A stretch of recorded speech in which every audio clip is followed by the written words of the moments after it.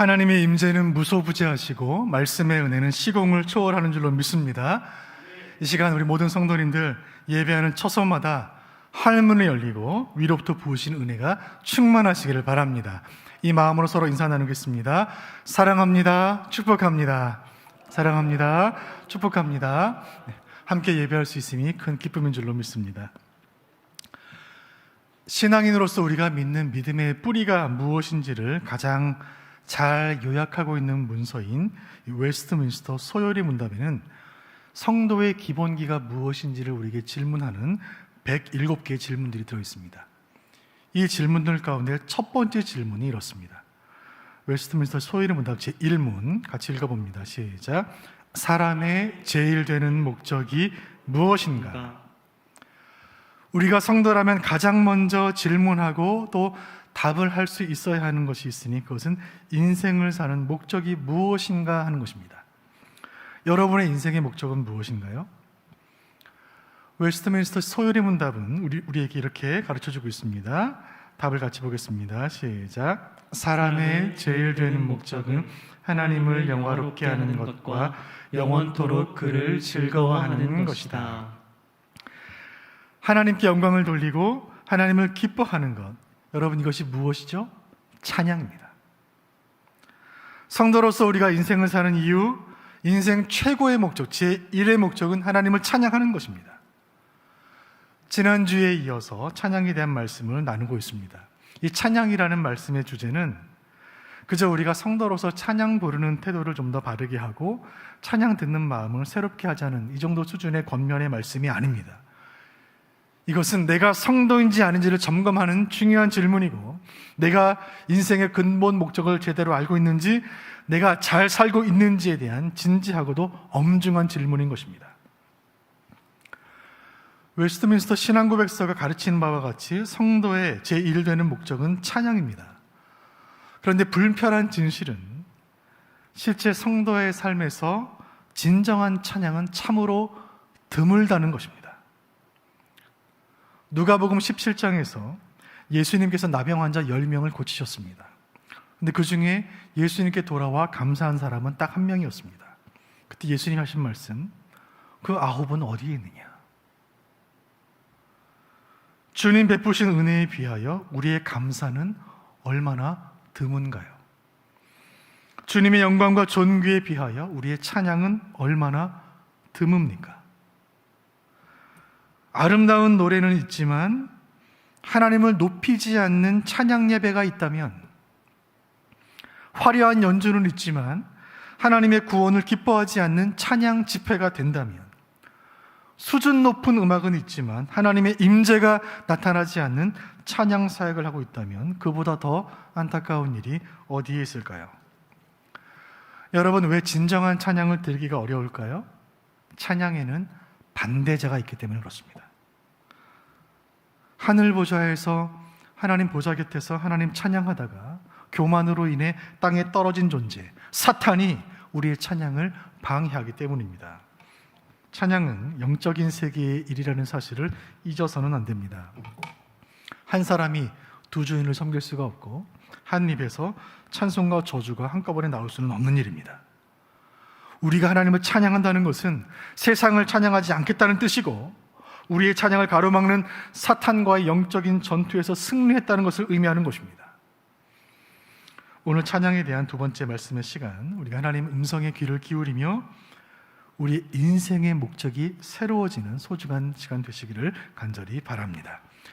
지난 시간에 구약의 성경의 용어들을 살펴보았다며 오늘은 신약의 신약 성경의 찬양이라는 의미로 사용된 단어들의 그 의미들을 살펴보려고 합니다. 먼저 신약 성경 이 헬라어로 기록된 이 신약 성경에는 아이노스라는 헬라어 단어가 있습니다. 이 말은 찬양, 찬미, 축하라는 뜻을 가지고 있고, 우리가 지난 시간에 살펴보았던 구약의 할랄이나 야다와 같은 의미를 가집니다. 아이노스, 찬양. 그래서 교회를 보면 어떤 교회들의 아이노스라는 찬양팀들이 많이 있는 것을 보게 됩니다. 찬양이라는 뜻입니다. 그리고 또 다른 단어 가운데 메갈루노라는 단어가 있어요. 메갈루노, 이 단어는 크게 만들다, 위대하게 만들다, 뭔가 격양된 큰 소리로 외쳐 부르는 찬양을 뜻할 때 메갈루노라고 합니다. 큰 소리의 찬양, 메갈루노. 율로기아라는 말이 있어요. 율로기아, 유라는 말은 좋다, 로기아는 말, 좋은 말, 하나님께 올려드리는 찬사, 찬양, 축복이라는 뜻으로 구약의 바락, 축복이라는 뜻이었습니다. 이 바락이라는 단어와 같은 의미를 가집니다. 여기까지는 노래라는 의미가 아직 들어있지 않고 휄노스부터는 노래라는 의미가 포함되게 됩니다. 찬양의 노래를 부르다, 휄노스, 노래입니다. 찬송가의 어원이 되었습니다. 힘. 그리고 프살모스라는 헬라어 단어는 악기의 줄을 튕긴다. 우리 지난 시간에 나누었던 구약 자마르와 같은 단어입니다. 자마르를 헬라어로 바꾼 단어가 프살모스예요. 이것이 시편의 어원이 되었습니다. 구약과 신약의 찬양과 관련된 용어들을 살펴보면 구약의 언어 히브리어가 신약의 언어인 헬라어로 번역되는 과정 가운데 하나님을 높인다, 자랑한다라는 그 의미는, 본질상의 의미는 변하지 않지만 그 찬양의 대상이 좀 더 분명해졌음을 알 수 있게 됩니다. 신약에서의 찬양의 대상은 예수 그리스도예요. 인간의 몸을 입고 이 땅에 오신 성자 하나님, 우리를 구원하신 만왕의 왕 예수 그리스도. 신약의 모든 찬양은 예수님과 연결되어 있습니다. 신약의 찬양의 순간들을 살펴보면 그 의미를 더욱더 분명히 알 수 있게 됩니다. 찬양의 순간들, 신약편 세 장면을 살펴보도록 합니다. 신약에 나타난 찬양의 명장면, 그 첫 번째 주인공은 마리아입니다. 마리아의 찬양은 찬양이 기쁨이라는 사실을 우리에게 알려줍니다.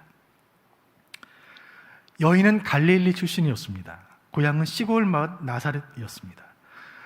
이 평범한 시골 여인이 지금까지 살아오면서 사람들의 주목을 받아본 적이 없고 세상의 관심을 끈 적이 없었다는 것은 너무나 당연한 일입니다. 이 평범한 시골 출신의 여인의 이름은 마리아, 구약에서는 미리암 같은 말입니다. 미리암, 마리아.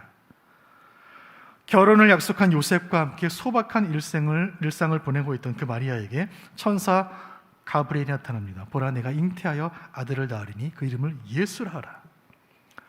얼마 후에 자신의 몸에 성령으로 잉태된 증표가 나타났을 때 마리아는 이 신비하고도 위대한 일이 나에게 이루어진 것에 대한 감사로 가슴이 가득 차오릅니다.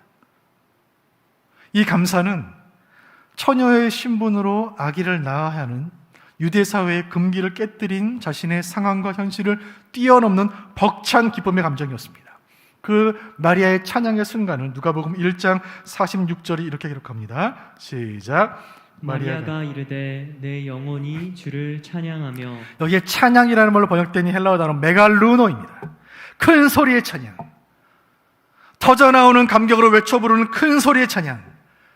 마치 깜짝 놀랄 만한 큰 선물 상자를 열어보는 어린아이의 마음처럼, 마치 좋아하는 그 연예인을 눈앞에서 본 10대 사춘기 소녀의 마음으로 환호성을 지르는 심정으로 마리아가 큰 소리의 찬양을 외쳐 부르기 시작합니다. 내 영혼이 주를 찬양하나이다. 메갈루노, 가장 큰 목소리로 주님께 외쳐 부릅니다. 전능하신 여호와, 나의 큰일을 행하신 하나님, 나를 통하여 구원자를 이 땅에 보내시는 그 하나님의 구원의 계획을 인하여 하나님을 높여 찬양하나이다.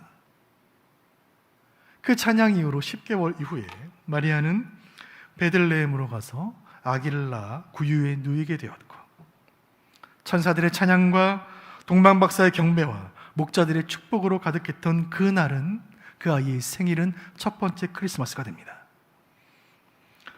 마리아가 아이를 낳았던 그 마을 베들레헴은 선지자들이 예언했던 메시아의 탄생지였고, 베들레헴은 위대한 왕 다윗의 고향이었고, 약혼자 요셉은 다윗의 후손이었고, 이 아기는 다윗의 자손이 되었으니 성경의 모든 예언이 구유에 잠든 아기 예수를 통해 이루어졌고, 인류 구원의 원대한 계획이 보잘것없는 마리아 자신을 통해 성취된 것을 깨닫고 그녀는 전율할 수밖에 없었습니다. 오늘 이 마리아의 찬가를 통하여 찬양이 무엇인지를 교훈하시는 주님의 음성을 듣게 됩니다. 찬양이란 무엇인가요? 찬양은 기쁨입니다. 로마 속주 유대 땅에 태어나 가난한 시골 마을에서 자라 아무도 주목하지 않던 그 작은 여인 마리아, 가장 낮은 인생을 택하셔서 가장 큰 일을 행하시는 여호와, 예수 그리스도를 통한 구원의 완성을 소리 높여 찬양하는 메갈루노의 찬양, 이 큰 기쁨의 찬양은 마리아의 찬가라는 이름으로 불리며 지금도 교회 역사 가운데 가장 위대한 찬양으로 손꼽히고 있습니다. 주님, 이 시간 우리에게 마리아의 기쁨을 회복시켜 주옵소서. 주여, 무더위에 지치고 코로나에 지치고 세상 어디에도 마음 둘 곳 없이 살아온 인생들이 여기 주 앞에 모여 싸우니, 주여, 주일 아침이건만 교회에 가지 못하고 핸드폰 앞에서, 모니터 앞에서 이렇게 예배를 드려야 하니 답답하고 애통한 심정으로 주 앞에 나아가오니, 주여, 기쁨을 회복시켜 주옵소서. 로마에 지배당하고 세상에서 멸치당하던 마리아와 같이 세상에 무거운 짐을 지고 지친 심령으로 주 앞에 나아가오니, 이 시간 하나님을 찬양하는 가운데 내 인생의 새 일을 행하실 여호와를 믿음의 눈을 들어 바라보게 하여 주옵소서. 사랑하는 성도 여러분, 찬양의 백성들이여, 우리의 제1되는 목적은 여호와를 찬양하는 것입니다. 한 번뿐인 인생, 바람처럼 속히 지나가는 짧은 인생, 현실을 초월하는 굳센 믿음을 담아 우리가 기쁨의 찬양, 메갈루노 찬양할 수 있다면 우리 인생 그것으로 충분하지 않습니까? 신약 성경의 두 번째 찬양의 장면으로 갑니다. 이 찬양의 주인공은 사가랴입니다. 사가랴의 찬양은 찬양이 예언이라는 놀라운 사실을 우리에게 알려줍니다. 제사장 사가랴와 그의 아내 엘리사벳은 어려운 시대 가운데서도 믿음을 지키던 신실한 부부였습니다. 그러나 그 부부에게는 아이가 없었어요. 아기를 낳지 못하는 아픔을 가진 채로 이 두 사람은 어느덧 노년으로 접어들고 있었습니다. 그들에게 천사가 임합니다. 엘리사벳이 아들을 낳으리라. 그 이름을 요한이라 하라. 천사는 이 일이 이루어질 때까지 사가랴가 말을 하지 못할 것이라 말합니다. 그렇게 10개월이 지나는 동안 사가랴는 실제로 말을 하지 못했고, 그 가운데 깊은 묵상 가운데, 침묵 가운데 하나님의 깊은 비밀을 깨닫게 됩니다. 다윗의 자손 가운데 하나님께서 구세주를 이 땅에 보내실 것이며, 그 이 땅에 오신 메시아를 예비하기 위하여 자신이 낳을 그 아기가 쓰임받게 될 것을 깨닫게 됩니다. 10개월이 지나고 그 아들 요한이 태어나서 할례를 받던 날 드디어 그 입이 풀렸고, 그 순간 사가랴의 입에서 찬송이 터져 나옵니다. 성경은 그 찬송이 예언이었다고 말합니다. 누가복음 1장 67절, 68절 같이 봅니다. 시작. 그 붙인 사가랴가 성령의 충만함을 받아 예언하여 이르되, 찬송하리로다 주 이스라엘의 하나님이여, 그 백성을 돌보사 속량하시며.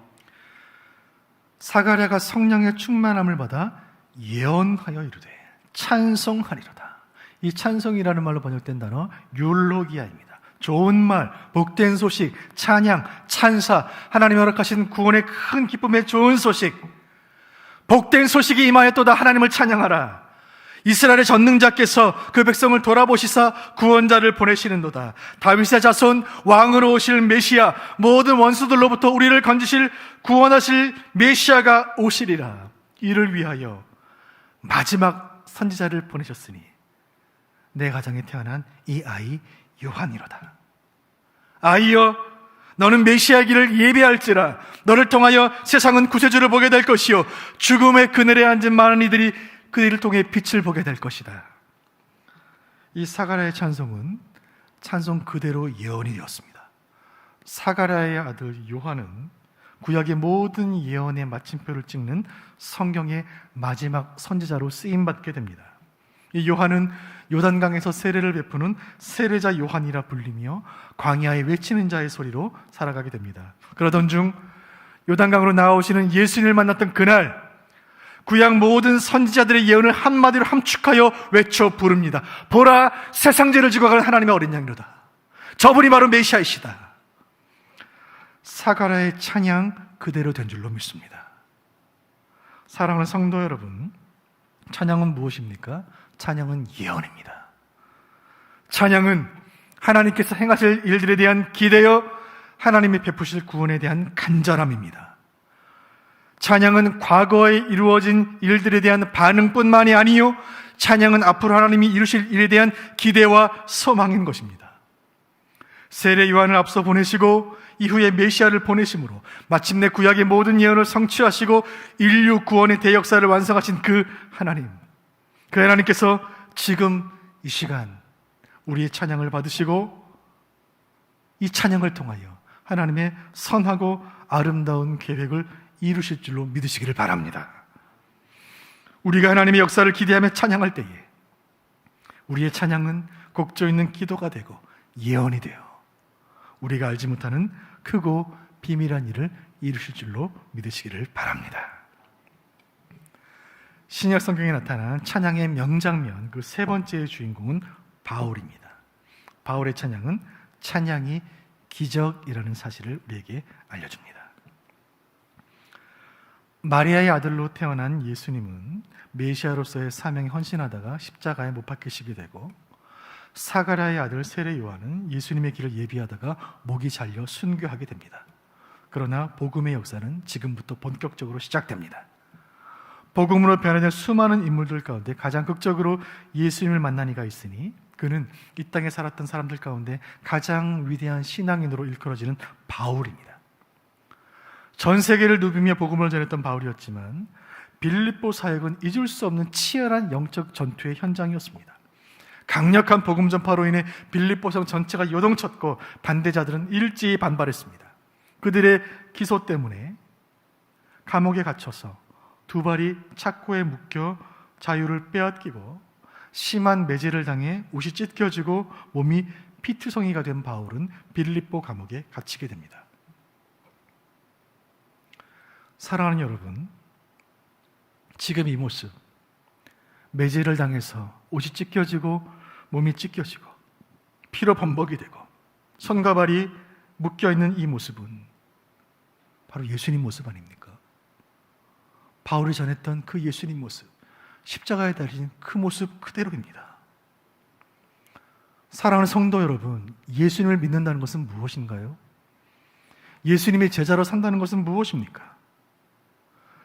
우리 주님 나를 대신하여 맞으신 그 채찍, 그 찔리신 창, 그 찢기신 몸, 십자가를 지고 주님 앞서가신 그 길을 나도 십자가를 지고 그 길을 따라가는 것 아닙니까? 그렇다면 바울이야말로 진짜 예수님의 제자가 아닌가요? 그날 빌립보 감옥에서 깊은 밤, 그 밤에 바울의 입에서 무언가 소리가 흘러나옵니다. 신음소리가 아니었습니다. 맞은 자리가 부어오르고 밤이 되니까 찢겨진 몸에서 너무나 많은 피가 흘러내려 정신이 혼미해져서 입에서 새어나오는 고통의 신음소리가 아니었습니다. 내가 어쩌다 이 지경이 되었을까 자책하는 소리가 아니었습니다. 아, 정말 힘들구나 원망의 소리가 아니었습니다. 놀랍게도 그 소리는 찬송이었습니다. 사도행전 16장 25절 말씀 같이 봅니다. 시작. 한밤중에 바울과 실라가 기도하고 하나님을 찬송하매 죄수들이 듣더라. 여기 찬송이라고 번역된 말 휄노스, 찬양의 노래, singing hymns of praise, 찬양의 노래를 부르다. 여러분, 이 말씀의 근거에서 볼 때 바울이 찬양한 것은 할랄이나 야다가 아닙니다. 율로기아가 아닙니다. 그저 두 손을 조용히 들거나 조용히 읊조리거나 조용히 무릎을 꿇은 것이 아닙니다. 노래를 부른 것입니다. 휄노스, 하나님을 높이는 노래를 부른 것입니다. 그 밤에 빌립보 감옥에 올려 펴진 이 바울의 찬양을 하늘 보좌에 계신 구주 예수께서 기쁘게 받으셨습니다. 그 밤에 천지의 주제이신 예수께서 빌립보 감옥터를 뒤흔드시고 옥문을 열리게 하시고 착고를 풀리게 하시고 선교를 막는 모든 문들이 열리게 하시고 복음을 묻고 있는 모든 것들이 풀리게 하신 줄 믿으시길 바랍니다. 사랑하는 여러분, 찬양은 무엇인가요? 찬양은 기적입니다. 그 어둠 속에서, 그 고통과 절망의 밤에 모든 것이 막히고 모든 것이 꺾인 그 순간에 바울의 입에서 찬양이 터져나왔다는 사실 자체가 기적입니다. 바울의 믿음이 기적이고 바울의 찬양이 기적입니다. 그 밤에 울려 퍼진 그 기적 같은 찬양이 빌립보 감옥을 뒤흔들어 바울의 착고를 깨뜨리고 지키던 간수와 그의 가족이 구원받고 빌립보 온 성이 구원받는 생명과 구원의 기적을 일으킨 줄로 믿으시기를 바랍니다. 사랑하는 성도 여러분, 찬양이 기적입니다. 찬양이 우리를 묶고 있는 모든 결박을 끊을 것이며 찬양이 이 깊은 절망의 밤을 끝낼 줄로 믿습니다. 사랑하는 성도 여러분, 이 힘든 세상살이를 살아가면서, 이 고된 인생살이를 살아가면서 이 힘든 삶을 이겨낼 힘이 우리에게는 없다는 것을 고백할 수밖에 없습니다. 2021년 8월 첫 주, 우리에게 필요한 것이 있으니 그것은 기적입니다. 여러분, 우리에게 기적이 필요합니다. 이 코로나의 세상, 기적이 아니고서는 방법이 없습니다. 우리가 하나님 찬양하는 중에 우리 주님 기적을 행하실 줄로 믿습니다.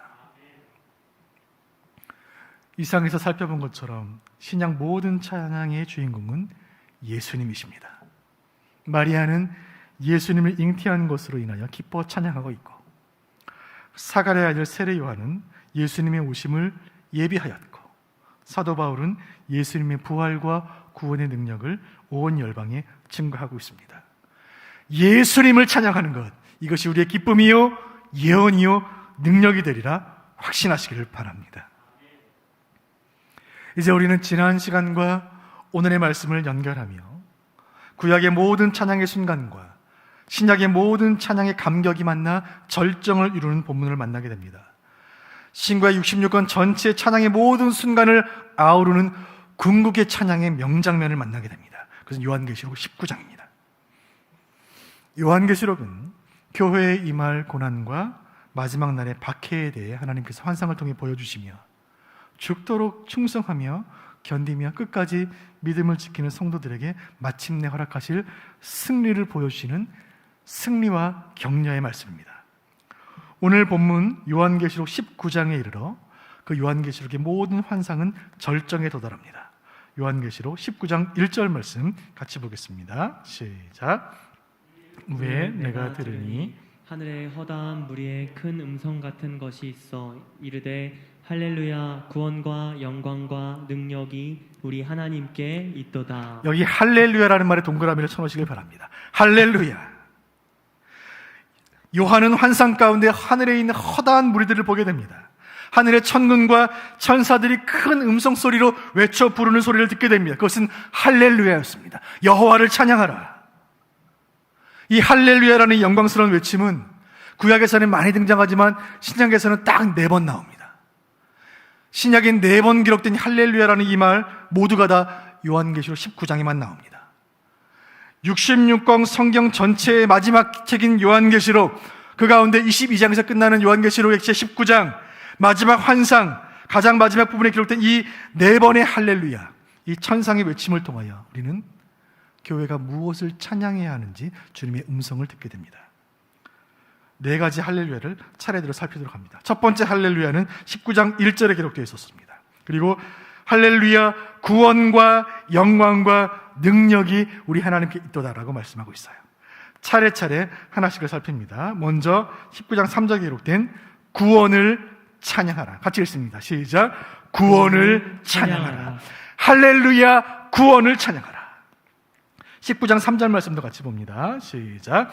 두 번째로 할렐루야 하니 그 연기가 세세토록 올라가더라. 여기 할렐루야에도 동그라미를 쳐놓으시면 좋겠습니다. 이것이 신약에 나오는 두 번째 할렐루야입니다. 하늘에 가득한 천상의 찬양대가 할렐루야 하나님을 찬양하고 있습니다.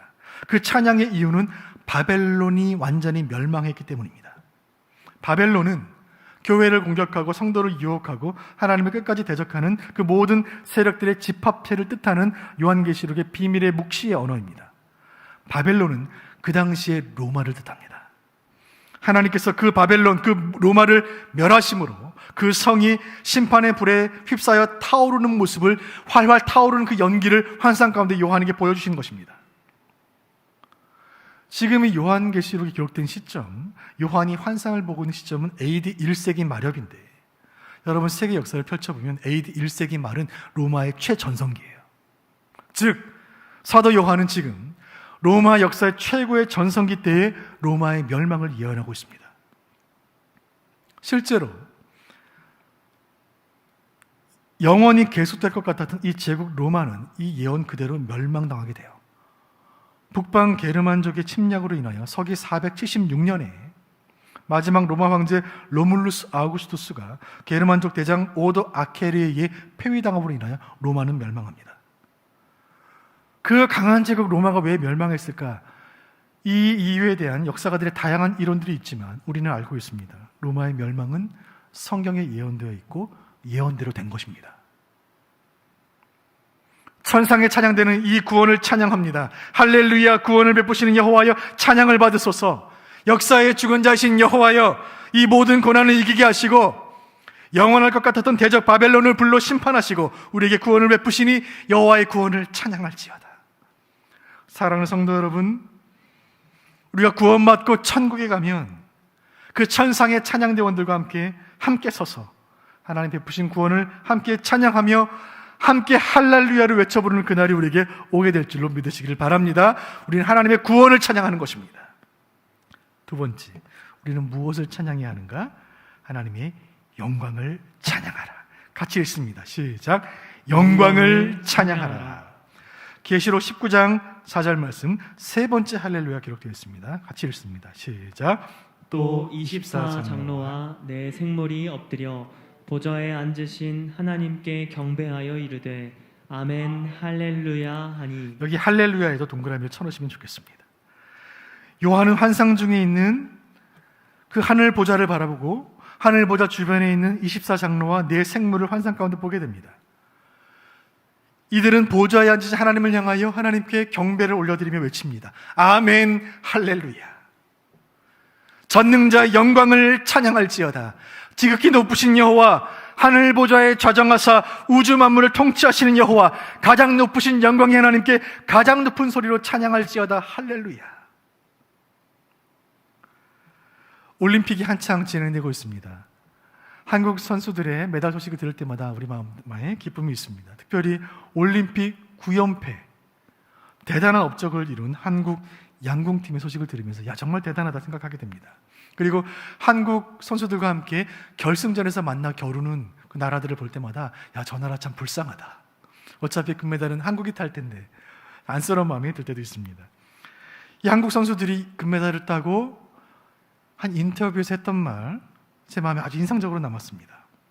한 한국 양궁 선수가 이렇게 말했습니다. 우리는 최고를 보여주기 위해 이 경기에 나왔습니다. 전 세계인들 앞에서, 전 세계 최고 선수들 가운데 그들과 겨루며 최고의 기량으로 최고 수준의 경기를 보여주기 위해 최선을 다하는 모습, 이 모습이야말로 하나님을 찬양하는 성도의 자세가 아닌가 생각하게 되었습니다. 사랑하는 성도 여러분, 우리는 하나님을 찬양할 때 최고의 찬양으로 하나님을 높여야 합니다. 우리 하나님이 최고이시기 때문입니다. 특별히 오늘 강단을 빌어 매 주일마다 찬양을 섬겨주시는 우리 할렐루야 찬양대 단원들과 지휘자께 깊은 감사를 드립니다. 여러분의 최고 수준의 연주를 통하여 하나님의 영광을 받으시고 우리에게는 큰 기쁨의 시간이 되고 있습니다. 아울러 이 아름다운 소리를 담아내기 위해 애쓰시는 방송실의 수고에 감사를 드리며 예배 시간마다 반주해 주신 우리 반주자분들께 깊은 감사를 드립니다. 주양기 찬양단 단원들과 또 주일학교에서 찬양으로 섬기는 모든 교사들의 헌신에 깊이 감사를 드립니다. 수준 높은 예배 음악으로 찬양으로 섬기시는 여러분들의 최선의 수고와 헌신을 통하여 우리 하나님께서 그 이름에 합당한 최고의 영광을 받으시는 줄로 믿습니다. 그리고 그 찬양에 동참하는 우리 모든 성도들은 그 찬양에 참여하여 함께 아멘으로 화답하며 지극히 높으신 하나님의 영광에 동참하는 큰 은혜를 누리시기를 주님의 이름으로 축복합니다. 세 번째, 오늘 계시록 19장이 교훈하는 찬양에 대한 교훈 세 번째는 하나님의 능력을 찬양하라는 것입니다. 같이 읽습니다. 시작. 능력을 찬양하라. 19장 6절 말씀 같이 봅니다. 시작. 또 내가 들으니 허다한 무리의 음성과도 같고 많은 물소리와도 같고 큰 우레소리와도 같은 소리로 이르되 할렐루야, 주 우리 하나님 곧 전능하신 이가 통치하시도다. 이 할렐루야가 신약에 기록된 네 번째 할렐루야, 성경에 나오는 마지막 할렐루야입니다. 할렐루야. 허다한 무리의 음성이 큰 우리 같은 소리로 외쳐 부릅니다. 할렐루야. 이 천상의 찬양 집회의 분위기는 점점 더 고조되어 갑니다. 크레센도. 이 찬양의 합창은 쏟아지는 폭포 소리와 같았고 우레와 같이 크고 우렁찬 소리로 온 하늘에 울려 퍼집니다. 이 찬양은 온 우주의 주인이신 하나님의 능력을 높여 부르는 찬양이었습니다. 이 찬양은 모든 죄를 이기고 사단의 권세를 꺾으신 어린 양 예수 그리스도의 권세를 높이는 찬양이었습니다. 그 마지막 날에, 인류 역사의 마지막 순간에 그리스도의 능력을 찬양하는 그 찬양이 울려 퍼지고 천국 잔치가 배설되는 그날에 하늘의 천사들과 모든 교회들이 주의 능력을 찬양하는 그날, 천국 잔치가 배설되는 그날 마귀의 잔치는 끝나는 줄로 믿으시길 바랍니다. 지금 잠시 공중 권세를 잡고 있는 마귀의 권세는 끝날 줄로 믿으시길 바랍니다. 우리 주님 다시 오시는 그날 못자국 나는 오른손으로 악한 권세를 영원히 멸하시며 창자국 난 몸으로 그 보좌에 앉으시는 그날 사탄 마귀의 잔치는 영원히 끝날 것입니다. 사랑하는 성도 여러분, 찬양을 위해 부름받은 찬양의 백성들이요, 요한계시록 19장을 통하여 성령의 음성을 들을 수 있기를 바랍니다.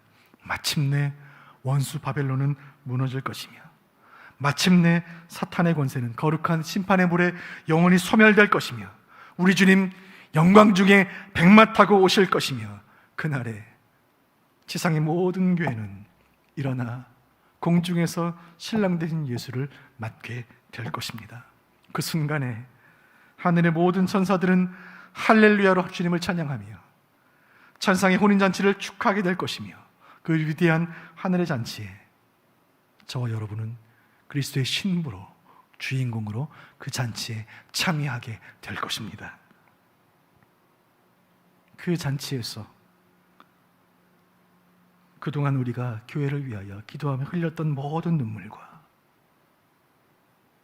2021년 여름, 그 가혹했던 그 여름날 코로나와 싸우며 예배의 자리를 지키며 찬양의 자리를 지키며 주님의 나라를 위하여 흘렸던 우리 모든 땀과 눈물을 신랑 되신 예수께서 닦아 주실 줄로 믿습니다. 말씀을 맺겠습니다. 세 종류의 찬양이 있습니다. 첫 번째 찬양의 모습은 그러므로의 찬양입니다. 그러므로 찬양하는 것입니다. 받은 은혜가 있고 받은 축복이 있기에 감사하며 부르는 찬양입니다. 귀한 찬양입니다. 이보다 더 큰 믿음의 찬양은 그렇게 하실 줄 믿고 찬양하는 것입니다. 그렇게 하실 줄로 믿고 드리는 찬양. 아직 은혜가 임하지 않았지만 은혜를 주실 줄로 믿고 드리는 찬양. 아직 복을 받지 않았지만 복을 받을 것을 믿고 드리는 찬양. 큰 믿음의 찬양입니다. 가장 큰 믿음의 찬양은 그리 아니하실지라도 찬양하는 것입니다. 주시지 않아도, 고난이 멈추지 않아도, 상황이 좋아지지 않아도 내가 주의 백성이라는 사실이 감사하여 조건을 달지 않고 하나님을 높여드리는 이 찬양, 이 찬양은 기이한 믿음이요, 희귀한 믿음이요, 놀라운 믿음이요, 주님 기뻐하시는 믿음인 줄로 믿습니다. 코로나 단계가 4단계가 되면서 성도님들 만나기도 어렵고 함께 예배하기도 어렵고 함께 찬양하기도 어려운 이 시간들을 보내면서 유튜브로 찬양을 많이 듣고 있습니다.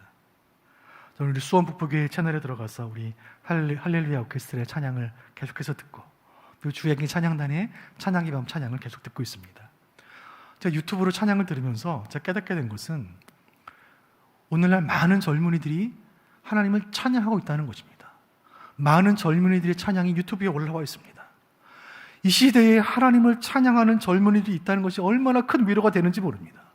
이 코로나의 시대에 현실이 버겁고 미래가 불안한 청년 크리스찬들이 그럼에도 불구하고 그리 아니하실지라도 하나님을 찬양하는 그 모습을 바라보면서 큰 감동이 있습니다. 우리 주님 큰 영광을 받을 줄로 믿습니다.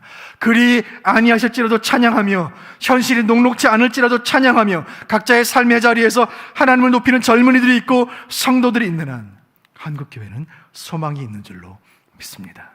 오늘 말씀을 통하여 성령께서 주시는 음성을 들을 수 있기를 원합니다. 함께 읽습니다. 시작. 성도의 최후 승리를 믿으며 최고의 하나님께 최고의 찬양을 올려드리라. 아멘.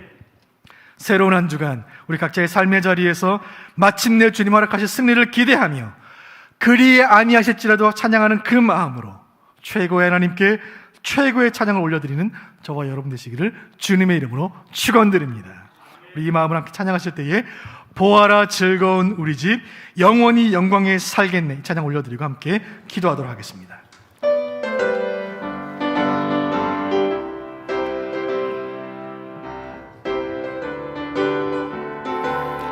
보아라 보아라 즐거운 우리 집 밝고도 거룩한 천국에 거룩한 백성들 거기서 영원히 영광에 살겠네. 아멘. 거기서 기쁘고 즐거운 집에서 아멘. 거기서 영원히 영광에 살 우리의 일생이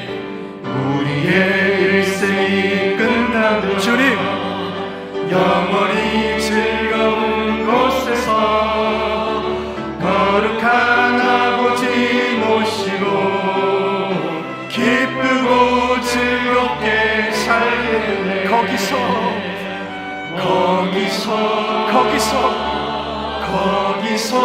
주님 기쁘고 즐거운 집에서 주여 은혜를 주옵소서. 거기서